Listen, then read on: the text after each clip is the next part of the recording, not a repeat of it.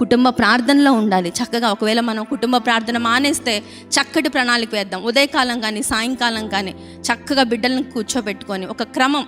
దేవుడే చెప్పాడు కదా, మనకి ఎన్నో అవసరతలు ఉంటాయి. చాలా కుటుంబాల్లో చాలా అవసరతలు ఉంటాయి, అప్పులు ఉంటాయి, కొన్ని కుటుంబాల్లో అనారోగ్య సమస్యలు ఉంటాయి, కొన్ని కుటుంబాల్లో బిడ్డలు మాటలు వినరు, కొన్ని కుటుంబాల్లో చాలా శోధనలు ఉంటాయి, ఐక్యత ఉండదు. కొన్ని ఇప్పుడు మనం చూస్తే డైవోర్స్ రేట్స్ ఎక్కువైపోతున్నాయి, విడాకులు కదా. దేవుడు మరి ఎంత ఘనంగా ఎంచిన వివాహ వ్యవస్థను అగౌరవపరుస్తా చిన్న చిన్న కారణాలకే కదా, చిన్న చిన్న కారణాలకే విడాకులు తీసుకునే వాళ్ళు చాలామంది.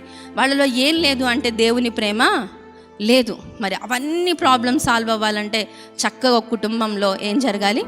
కుటుంబ ప్రార్థన జరగాలి. దానికి నాయకుడు ఎవరు ఉండాలి? అబ్రహాం ఉన్నాడే, అలాగా ఆ ఇంటి యజమాని, రక్షణ పొందిన ఆ ఇంటి యజమాని నాయకుడుగా ఉండాలి. తన భార్యను, అదే కదా 128వ కీర్తనలో చక్కగా తన భార్య ఎలా ఉంటుందంట? ఫలించడి ద్రాక్షవల్లిలా ఉంటుంది, ఫలింపు. మరి దేవుళ్ళ వాళ్ళు ఉంటే ఫలింపు ఉండదా?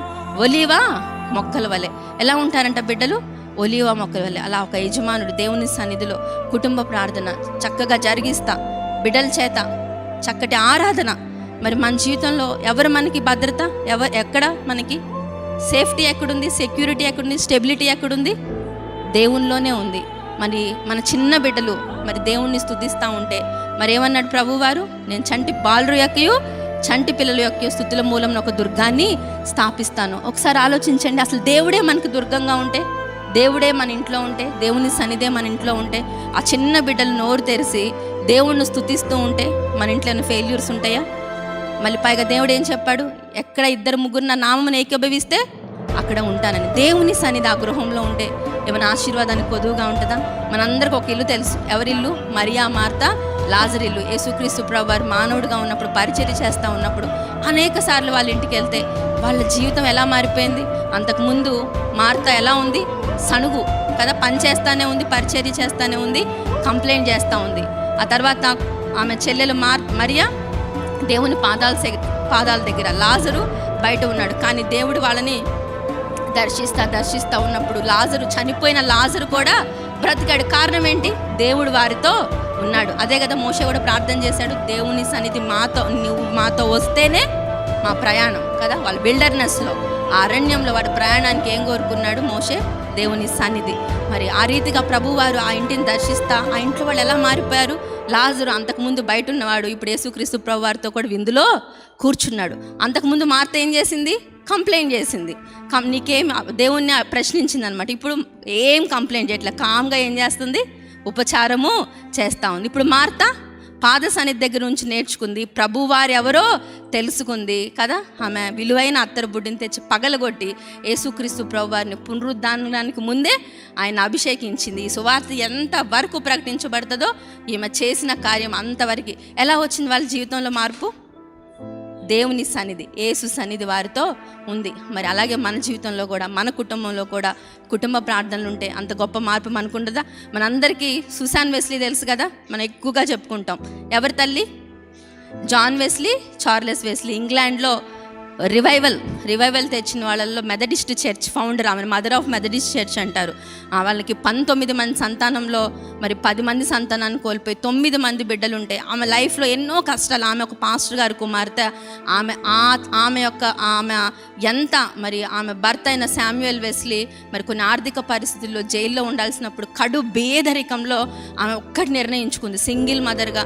మరి తన యజమానుడు అప్పుల పాలై జైలుకి వెళ్ళాల్సి వచ్చినప్పుడు ఒకటి నిర్ణయించుకుంది, నా బిడ్డలకి నేను దేవునికి సమయం ఇవ్వాలని. ప్రతి వారం కూడా ఆమె ఒక 16 రూల్స్, మీరు తర్వాత సర్చ్ చేస్తే ఆమె కొన్ని నియమాలు పెట్టుకుంది. బిడ్డల్ని ఎలా పెంచాలి, అన్ని విషయాల్లో బిడ్డల్ని ఎలా పెంచాలి. వాళ్ళకి మాటలు వచ్చిన తర్వాత వాళ్ళు మొట్టమొదటిగా ఆమె ఒక నియమం పెట్టుకుంది, ఒక గోల్ పెట్టుకుంది అనమాట. మనం ఏమనుకున్నాం? వాళ్ళకి ఒక 5 సంవత్సరాలు వచ్చే లోపల వాళ్ళకి ఒక మంచి స్కూల్ని వెతికి ఆ స్కూల్లో వేయాలి. ఆమె ఒక లక్ష్యం పెట్టుకుంది అనమాట. ఆ బిడ్డలకి నోరొచ్చి మాట్లాడే లోపు ఫస్ట్ వాళ్ళు నేర్చుకోవాల్సింది ఏంటి? ప్రార్థన. అలాగా తప్పు చేసినప్పుడు వాళ్ళని శిక్షించడం కాదు, ఆ తప్పు గురించి వాళ్ళు కన్ఫెస్ అవ్వాలి, రిపెంట్ అవ్వాలి, ఒప్పుకోవాలి, పశ్చాత్తాపడాలి. చిన్న పాపం చేస్తే ఖచ్చితంగా దానికి శిక్ష ఉంటుందని వాళ్ళకి తెలియాలి. ఆహారం మధ్యలో అన్ని విషయాల్లో, లోక సంబంధమైన విషయాల్లో మౌనంగా ఉండడం, పెద్దవాళ్ళని గౌరవించడం, ఇంట్లో పని చేసేవారిని కూడా మేడం, సర్ అని పిలవాలి, మర్యాద. చక్కగా బిడ్డలకి అన్ని విషయాలు నేర్పిస్తూ ఉంటే మనందరికీ తెలుసు కదా, చక్కగా ఆమె ప్రతిరోజు 2 గంటలు బిడ్డల కొరకు కేటాయించి దేవుడు తనకి ఇచ్చిన అందరి బిడ్డల కొరకు ప్రార్థన చేయడానికి ఆమె సుమారుగా ఎన్ని రోజులు పట్టింది? ఎన్ని గంటలు పడుతుంది రోజులో? 2 hours. వాళ్ళు నిద్రపోయిన తర్వాత వాళ్ళ నిమిత్తం, ప్రతి బిడ్డ నిమిత్తం ప్రత్యేకంగా ప్రార్థన చేసినప్పుడు మనకు తెలుసు ఆమె నుంచి వచ్చిన ఎవరు వాళ్ళు? John Wesley, Charles Wesley. వాళ్ళు ఇంగ్లాండ్లో మెథడిస్ట్ చర్చి స్థాపించి ఎంత గొప్ప రివైవల్ తీసుకొచ్చారో మనకి తెలుసు. ఇలాగ ప్రార్థించే తల్లి, ప్రార్థించే తండ్రి ఏవేం చేశాడు? బిడ్డల చుట్టూ కంచె వేశాడు. బిడ్డల చుట్టూ ప్రార్థనతోటి కంచె వేశాడు. అపవాది దేవుడు అనుమతి లేకుండా ఆ కంచె దాటి రాగలిగిందా?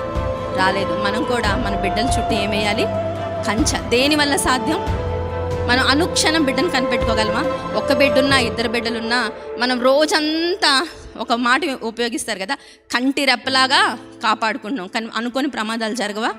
ఒక్క నిమిషం చాలు కదా. మనం లేచిన దగ్గర నుంచి పేపర్లో చిన్న బిడ్డలు బావుల్లో పడిపోతున్నారు, నీళ్ళలో పడిపోతున్నారు, వేడి ఆయిల్స్లో పడిపోతూ ఉన్నారు. ఎన్ని ఘోరమైన మాటలు వింటూ ఉంటున్నాం కదా. మరి మన వల్ల అవుతుందా? మనుషులకి సీసీకి ఇప్పుడు మనం జాబ్ చేసుకునే వాళ్ళు ఒక మెయిడ్ని పెట్టి ఏం పెట్టేస్తున్నారు? సీసీ కెమెరాలు పెట్టి వెళ్తూ ఉన్నారు. దానివల్ల ఏమన్నా జరుగుతుందా? ఏం జరగదు. మనం ఏం చేయలేము. మనం దేవునికి మాత్రమే మన బిడ్డల్ని అనుక్షణం ఆయన కొనకడు, ఇశ్రాయేల్ కాపాడువాడు, కొనకడు నిద్రపోడు. ఆయన చేతిలో మన బిడ్డలను పెడితే భద్రంగా. యేసుక్రీస్తు ప్రభువారు కూడా మరి శిష్యులు, మరి ఆ తల్లులు, యూదులు ఆ తల్లులు బిడ్డలను తీసుకొని వచ్చి వాళ్ళకు కోరిక కలిగింది. ఏం కోరిక కలిగింది?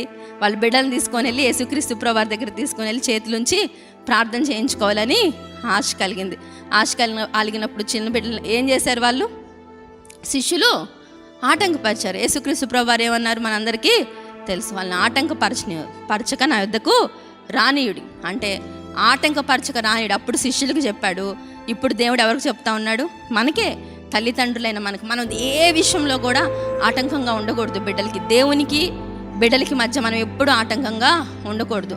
బిడ్డలు విని మన దగ్గర నుంచి 10% నేర్చుకుంటారు. చూసి ఎంత శాతం నేర్చుకుంటారు? 90% భక్తి, భయము, జ్ఞానము, పెద్దల ఎడల మర్యాద చూపించడం, ప్రార్థన చేయడం, ఇవన్నీ కూడా మనం బయట వారి దగ్గర ఎలా అయినా నటించవచ్చు. బిడ్డల దగ్గర నటించగలమా? నేను ఎప్పుడు వాక్యంలో చెప్తా ఉంటాను, మనం ఎలా ఉన్నామో మనం తెలుసుకోవాలి అంటే ఎక్కడికి వెళ్తాం? మనం ఎక్కడికైనా సిద్ధపడి వెళ్ళినప్పుడు ఎక్కడికి వెళ్తాం? అద్దం దగ్గరికి వెళ్తాం, పర్ఫెక్ట్గా ఉన్నామా లేదా అని. ఒకవేళ మనకు అనుమానం వచ్చింది అనుకో, అసలు మన ప్రవర్తన సరిగ్గా ఉందా లేదా అని మనం ఎవరి దగ్గరికి వెళ్ళాలి? మన బిడ్డల దగ్గరికి వెళ్ళాలి. మన యొక్క ప్రవర్తన, మన యొక్క ప్రార్థనా జీవితం అదంతా ఎవరిలో ప్రతిబింబిస్తుంది? అదే కదా సమూయేలు. హన్నాకి రెప్లికేషన్ ఎవరు? హన్నాకి మారు ఎవరు? సమూయేలు. వెంటనే ఆ బిడ్డ ఎంతకాలం ఉన్నాడు అంటే సమూయేలు వాళ్ళ ఇంట్లో ఏం జరుగుతూ ఉంది? ప్రార్థన జరుగుతూ ఉంది. సహజంగా మందిరానికి వెళ్ళినప్పుడు ప్రార్థన చేస్తారు, కొంతమంది ఇంట్లో ఉన్నప్పుడు ప్రార్థన చేయరు. ఫస్ట్ టైం వెళ్ళినప్పుడు ఆ బిడ్డకు ప్రేయర్ చేయాలని ఎలా తెలుస్తుంది? వాళ్ళ ఇంట్లో ప్రతిరోజు ఏం జరుగుతూ ఉంది? ప్రార్థన జరుగుతుంది. హన్నా ఏం నేర్పించింది?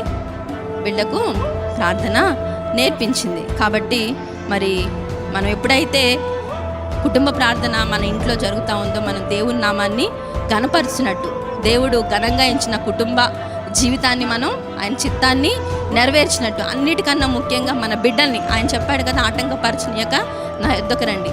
బిడ్డల్ని చక్కటి శిక్షణ ఇవ్వడానికి, చక్కగా తర్ఫీదు ఇవ్వడానికి. వారు ఆదివారం ఒక్కరోజే కదా ఎక్కడికి వస్తారు? సండే స్కూల్కి వస్తారు.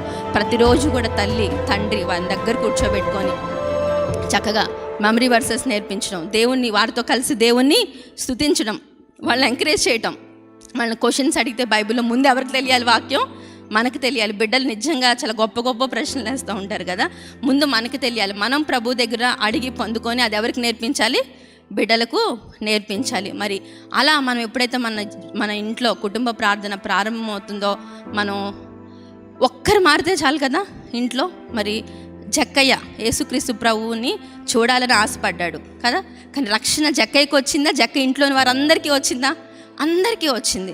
నోవాహు ఒక్కడు నీతిమంతుడిగా జీవించినప్పుడు దేవుడు ఇంట్లోని వారందరినీ కాపాడాడు. అబ్రహాము ప్రార్థన చేసినప్పుడు ఇష్మాయిల్ని కాపాడాడు, లోతును కాపాడాడు. మన ఇంట్లో ఒక్కొక్కసారి భర్త సహకరించకపోవచ్చు, ఒక్కోసారి భార్య అనుకూలంగా ఉండొచ్చు, లేకపోతే ఒక్కొక్కసారి పిల్లలు మనకి లోబడి ఉండకపోవచ్చు. కానీ ఎప్పుడైతే మనం ఇంట్లో కుటుంబ ప్రార్థన మనం ప్రారంభిస్తామో బిడ్డల్లో మనకి తెలియని ఒబీడియన్స్ చూస్తాం మనం. ఆ యొక్క ఇస్సాకు దేనికి? యేసుక్రీస్తు ప్రభువారి ముంగుర్తు.